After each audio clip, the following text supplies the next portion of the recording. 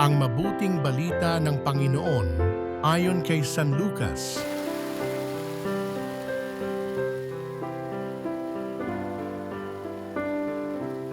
Nang ika-6 na buwan na ng pagdadalantao ni Elizabeth, ang anghel Gabriel ay sinugo ng Diyos sa Nazareth, Galilea, sa isang dalaga na ang pangalay Maria.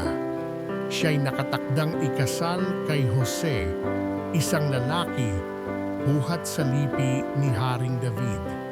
Paglapit ng anghel sa kinaroroonan ng dalaga, binati niya ito, "Matuwa ka, ikaw ay kalugod-lugod sa Diyos," wika niya, "Sumasa iyo ang Panginoon." Nagulumihanan si Maria sa gayong pangungusap at inisip niyang mabuti kung ano ang kahulugan niyon.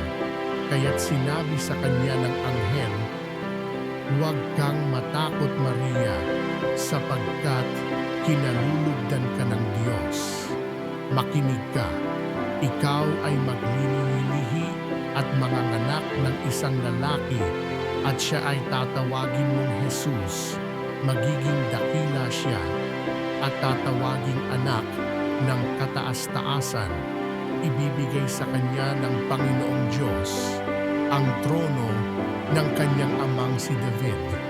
Maghahari siya sa angkan ni Jacob magpakailanman at ang kanyang paghahari ay walang hanggan." "Paanong mangyayari ito, gayong ako'y dalaga?" tanong ni Maria. Sumagot ang anghel, "Bababa sa iyo ang Espiritu Santo at lililiman ka ng kapangyarihan ng kataas-taasan.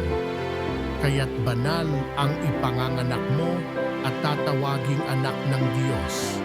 Natatandaan mo ang iyong kamag-anak na si Elizabeth?